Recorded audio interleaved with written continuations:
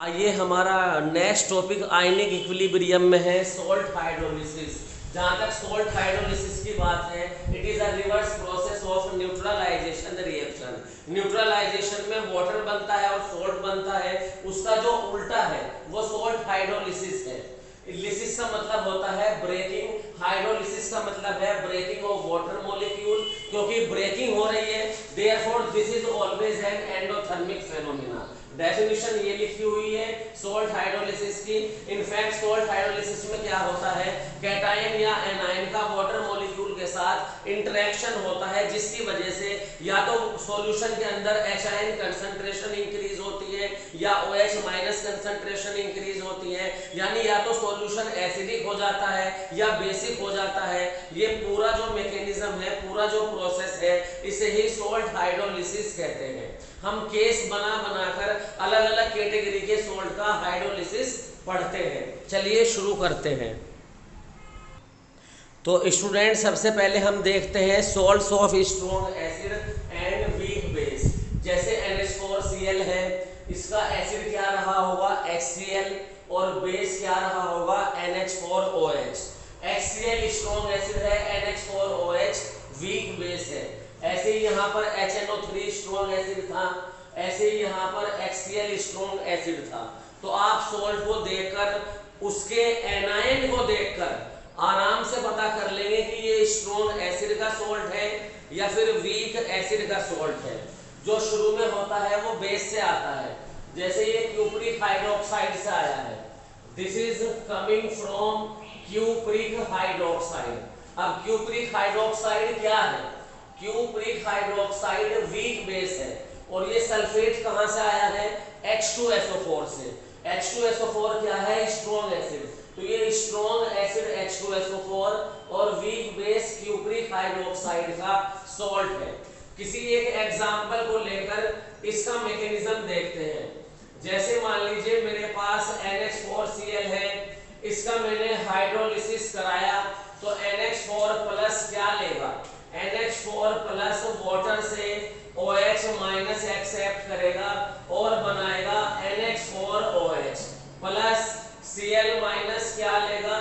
HCl बनाएगा, H plus को accept करेगा। अब यहाँ पर मुझे क्या मिला? NH4OH मिला, जो कि एक वीक बेस है और वीक बेस होने की वजह से इट इज फीबली आयोनाइज्ड। ये लगभग आयोनाइज होता ही नहीं है, almost non ionized. Feebly ionize मतलब लगभग आयोनाइज नहीं होगा, ये आयोनाइज नहीं होगा। लेकिन जो HCl बना है इसका अल्फा क्या है? 1, क्योंकि ये स्ट्रॉन्ग इलेक्ट्रोलाइट है। सॉल्ट पहले से ही स्ट्रॉन्ग इलेक्ट्रोलाइट होते हैं तो क्या बन जाएगा?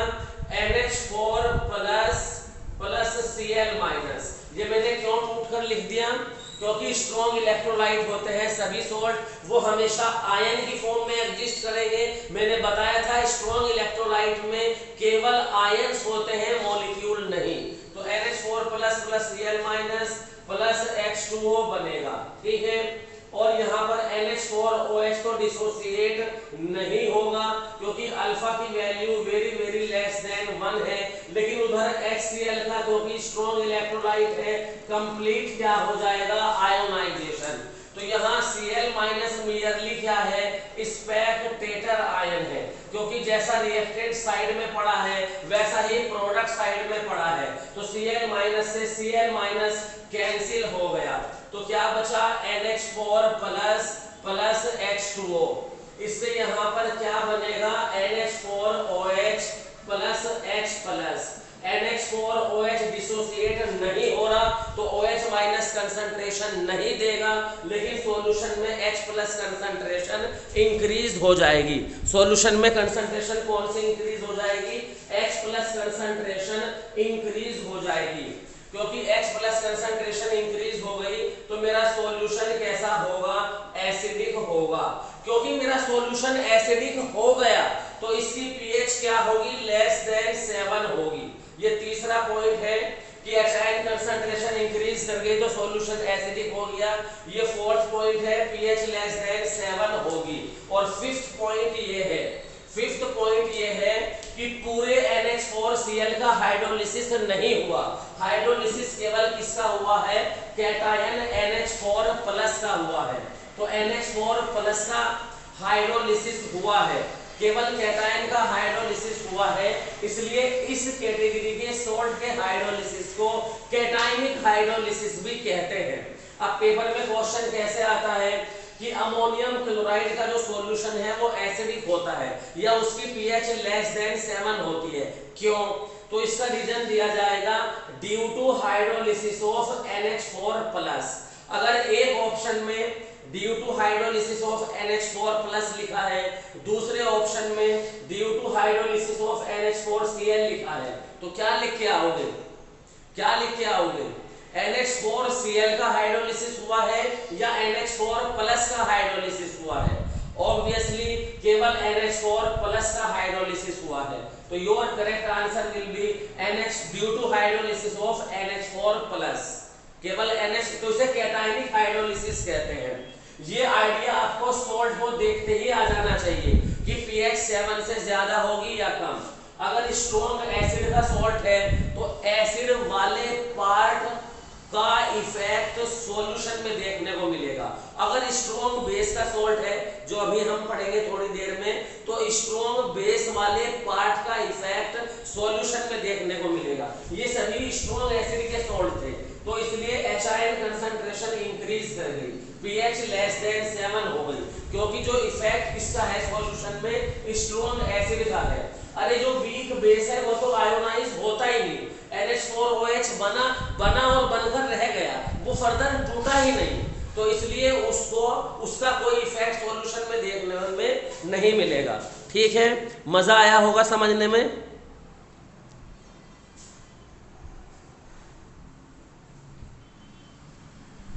देखो अब दिखाई भी दे रहा होगा। फोर्थ पॉइंट मैंने लिखा था pH लेस देन 7, और फिफ्थ पॉइंट मैंने क्या लिखा था, HIN कंसंट्रेशन इंक्रीज हो जाती है। थर्ड पॉइंट था सॉल्यूशन एसिडिक होता है। सब दिखाई दे गया होगा, देख लो एक बार। HIN कंसंट्रेशन इंक्रीज हुई है तो pH लेस देन 7 होगी, जो भी होगी, कितनी होगी निकालने के लिए कुछ तो फॉर्मूले होंगे। मैं फॉर्मूलों के डेरिवेशन नहीं बताऊंगा, लेकिन उन्हें याद रखने की बेहतरीन ट्रिक आपको समझाऊंगा। जरा देखो, वीक बेस है, स्ट्रॉन्ग एसिड है। स्ट्रॉन्ग एसिड के लिए ना Ka डिफाइन होता है ना pKa। Ka Kb केवल वीक एसिड वीक बेस के लिए डिफाइन होते हैं। तो इसलिए यहाँ पर हम जो फॉर्मूला पहला लिखने जा रहे हैं वो किसके लिए लिखने जा रहे हैं, स्ट्रॉन्ग एसिड वीक बेस के सॉल्ट के हाइड्रोलिसिस कांस्टेंट के लिए लिखना जा रहे हैं। हाइड्रोलिसिस कांस्टेंट हमें ये बताएगा कि कितना ज्यादा हाइड्रोलिसिस मेरे सॉल्ट का हुआ है। तो ये क्योंकि पानी में हाइड्रोलिसिस हुआ है तो Kw वाटर का आयनिक प्रोडक्ट ऊपर आ जाएगा, और वीक बेस है तो वीक बेस का Kb नीचे आ जाएगा। तो हाइड्रोलिसिस कांस्टेंट KH किसके बराबर होगा, Kw अपॉन Kb के इक्वल होगा। ठीक, दूसरा फॉर्मूला, अगर हमने ओस्टवाल्स डाइल्यूशन लॉ पढ़ा था तो उसमें हमने देखा था alpha equals to under root K equilibrium upon C। लेकिन अब हम पढ़ रहे हैं हाइड्रोलिसिस, तो हाइड्रोलिसिस में अल्फा की जगह आ जाता है H, यहाँ पर H आ जाएगा, और K इक्विलिब्रियम मेरा क्या होगा, हाइड्रोलिसिस कांस्टेंट। बाकी सब सेम, KH अपॉन C। समझ में आया?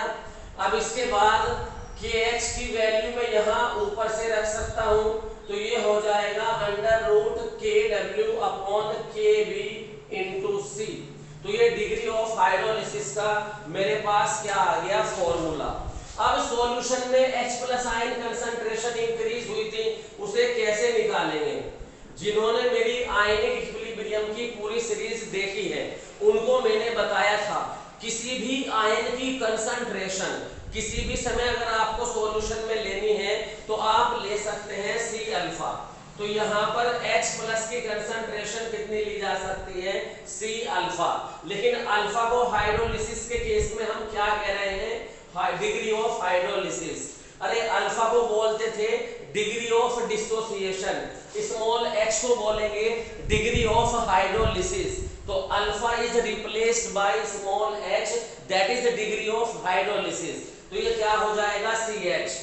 अब x का फॉर्मूला यहाँ ऊपर से रख देंगे, तो क्या हो जाएगा C under root KW upon KB into C, या C upon under root C कितना होता है, इतना मैथमेटिक्स तो आता होगा कि C upon under root C के बराबर होता है। तो ये हो जाएगा under root KW upon KB into C।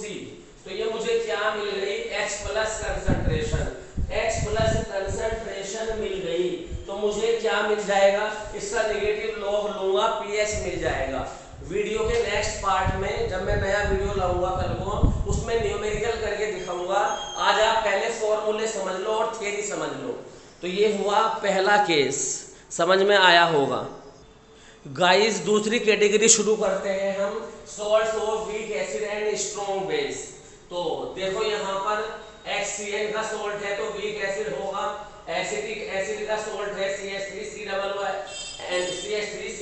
Na आया है ना, तो एसिटिक एसिड भी एक वीक एसिड है। Na2S H2S एक वीक एसिड है। HCOO मतलब वीक एसिड की पहचान करना आसान है। ये देख रहे हो अल्कली मेटल आई हुई है, तो इनके बेस क्या रहे होंगे, NaOH KOH। हम तो जानते हैं कि अल्कली मेटल बहुत ज्यादा अल्कलाइन सॉल्यूशन बनाती है, उनका नाम ही अल्कली मेटल है, वो तो बहुत स्ट्रॉन्ग बेस होते हैं। तो अगर Na लिखा हुआ है तो स्ट्रॉन्ग बेस होगा। और वीक एसिड को पहचान करना मैंने आपको बता दिया। अब किसी एक एग्जांपल को लेकर हम आगे चलते हैं। जैसे मान लीजिए सोडियम एसिटेट का हाइड्रोलिसिस करना है, तो जो एसिटेट है वो H प्लस पकड़ेगा और क्या बनाएगा, एसिटिक एसिड, और प्लस के क्या बनेगा, NaOH, प्लस के क्या बनेगा, NaOH। अब बात क्या है कि सोडियम एसिटेट एक सॉल्ट है, इसका अल्फा 1 होगा। एसिटिक एसिड तो वीक एसिड है, पहली बात बता दी कि वीक एसिड है, इसका अल्फा क्या होगा, वेरी लेस देन 1। लेकिन NaOH क्या है, स्ट्रॉन्ग बेस है, तो इसका अल्फा क्या होगा, 1 होगा। NaOH का अल्फा क्या होगा, 1 होगा। क्या मतलब है कि सोडियम एसिटेट ब्रेक होगा किसमें, एसिटेट आयन में प्लस Na प्लस कैटायन में, और प्लस H2O, इससे क्या बनेगा, undissociated acetic acid. Acetic acid क्या रहेगा, अनडिसोसिएटेड। क्यों रहेगा, क्योंकि वीक एसिड है, और plus Na plus plus OH minus. Na plus क्या है, सिंपली स्पेक्टेटर आयन है, ये तो भैया सिंपली स्पेक्टेटर आयन है, जैसा प्रोडक्ट साइड में है वैसा रिएक्टेंट साइड में है। तो ओवरऑल हाइड्रोलिसिस किसका हुआ, एसिटेट का हुआ, और जब हाइड्रोलिसिस हुआ तो मुझे क्या मिला, undissociated acetic acid plus OH minus, plus मुझे क्या मिल गया, OH माइनस। तो इस तरह के सॉल्ट की हाइड्रोलिसिस में सॉल्यूशन में क्या इंक्रीज हो गई, हाइड्रोक्साइड की कंसंट्रेशन इंक्रीज हो गई। तो तीसरा पॉइंट यहां से मैं कॉन्फिडेंस से क्या लिखता हूं, तीसरा पॉइंट मैं यहां से लिख सकता हूं। जिन्हें नोट करना है जल्दी से नोट करें वीडियो पॉज करके, वरना मैं तीसरा पॉइंट लिखने जा रहा हूं। और वो तीसरा पॉइंट क्या होगा कि सॉल्यूशन के अंदर OH माइनस की कंसंट्रेशन इंक्रीज करेगी, जिसकी वजह से POH की वैल्यू डिक्रीज करेगी, और फोर्थ पॉइंट pH की वैल्यू इंक्रीज करेगी। यानी कि पांचवा पॉइंट क्या हुआ, pH अल्कलाइन सॉल्यूशन होने की वजह से हमेशा ग्रेटर देन 7 होगी। इसके अलावा नंबर 6 पे आप क्या लिख सकते हैं, पूरे सोल्ट का हाइड्रोलिसिस नहीं हुआ, केवल एसिटेट का हाइड्रोलिसिस हुआ, यानी केवल एनायन का हाइड्रोलिसिस हुआ। इसलिए इस कैटेगरी के सोल्ट के हाइड्रोलिसिस को एनायनिक हाइड्रोलिसिस भी बोलते हैं। क्या बोलते हैं, एनायनिक हाइड्रोलिसिस। तो पूछा जा सकता है सोडियम एसिटेट का solution aqueous solution alkaline in nature होता है, या उसकी pH ग्रेटर देन 7 होती है, क्यों? तो क्या जवाब दोगे, क्यों ग्रेटर देन 7 होती है, क्यों सॉल्यूशन अल्कलाइन होता है, क्या जवाब दोगे? Due to hydrolysis of acetate anion, anionic hydrolysis की वजह से ये सब हुआ है। एसिडेट का हाइड्रोलिसिस हुआ, उसकी वजह से OH आयन कंसंट्रेशन इंक्रीज कर गई, H प्लस कंसंट्रेशन डिक्रीज कर गई और सॉल्यूशन कैसा हो गया, अल्कलाइन। आई होप आपकी समझ में आ रहा होगा। फॉर्मूले अभी लिख के देता हूं। फॉर्मूलों को याद रखने का तरीका पहले की तरह है। सबसे पहले हम डिफाइन करेंगे KH, और KH यहाँ किसके बराबर होगा, KW अपॉन KA। मैंने KA क्यों लिखा, क्योंकि मेरा एसिड वीक है, बेस स्ट्रॉन्ग है, स्ट्रॉन्ग बेस का K भी डिफाइन ही नहीं होगा। और KW क्यों लिखा, क्योंकि पानी में सॉल्यूशन है, तो KW यानी कि वाटर का आयनिक प्रोडक्ट, इसके ऊपर मैं अलग से वीडियो बना चुका हूं, देख लेना। तो KW अपॉन KA, ठीक है जी। अब यहाँ पर हम जानते हैं अल्फा किसके बराबर होता था, under root KA upon C। लेकिन हम क्या पढ़ रहे हैं, हम तो हाइड्रोलिसिस पढ़ रहे हैं, तो अल्फा यानी डिग्री ऑफ डिसोसिएशन की जगह डिग्री ऑफ हाइड्रोलिसिस आ जाएगा H, और ये किसके बराबर होगा, KH अपॉन C के बराबर होगा। डिग्री ऑफ हाइड्रोलिसिस किसके बराबर हो जाएगी, KH अपॉन C के। ओस्टवाल्ड वाले फॉर्मूले में KA, KB, K इक्विलिब्रियम की जगह KH आ जाएगा, under root KH upon C।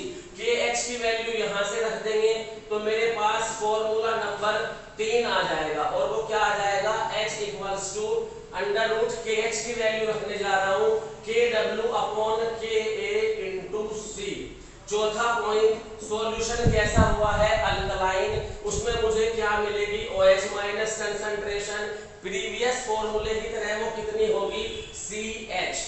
होती कितनी है, C अल्फा, लेकिन हाइड्रोलिसिस के केस में अल्फा को किससे रिप्लेस कर दिया है हमने, डिग्री ऑफ हाइड्रोलिसिस से, तो ये कितना हो जाएगा, C इंटू H, और H का फॉर्मूला लिख देंगे under root KH upon C, या ये बराबर हो जाएगा under root KH into C। KH का फॉर्मूला यहां से रखेंगे, it becomes under root KH की जगह क्या रख देंगे, KW into C upon KA। अरे भैया KH का फॉर्मूला ये, H का फॉर्मूला ओस्टवाल्ड से लिया। डिग्री ऑफ हाइड्रोलिसिस कितनी होती है, degree of hydrolysis under root KH upon C होती है।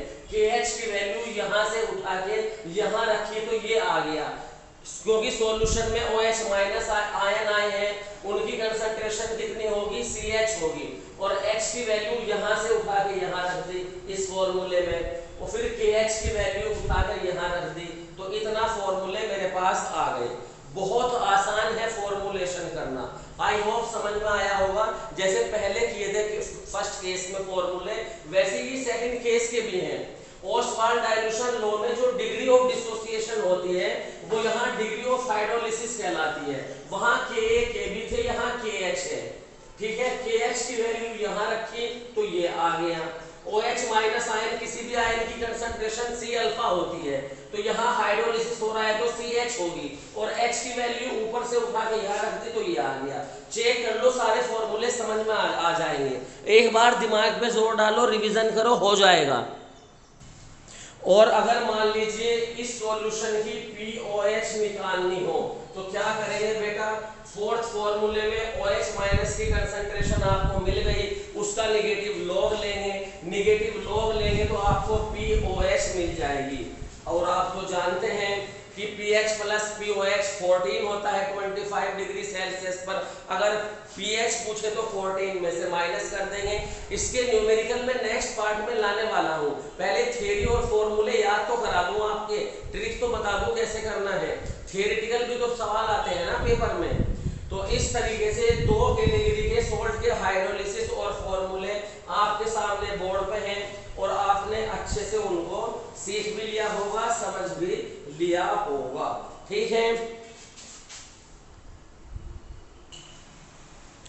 तो स्टूडेंट्स, दो कैटेगरी के सोल्ट का हाइड्रोलिसिस रह गया। Number 3 weak acid weak base, और number 4 strong acid strong base, ठीक है।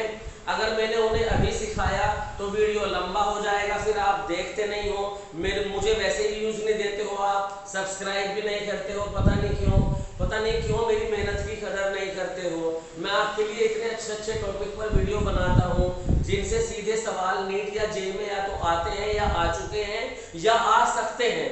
आप प्लीज मेरा चैनल शेयर कीजिए, सब्सक्राइब कीजिए और देखा करिए। प्लीज रेगुलर नोटिफिकेशन जब भी आपको आए एक बार आप वॉच कीजिए, आपको बहुत कुछ सीखने को मिलेगा। आई होप आपकी समझ में आ रहा होगा। मिलते हैं नेक्स्ट वीडियो में, टिल देन बाय बाय।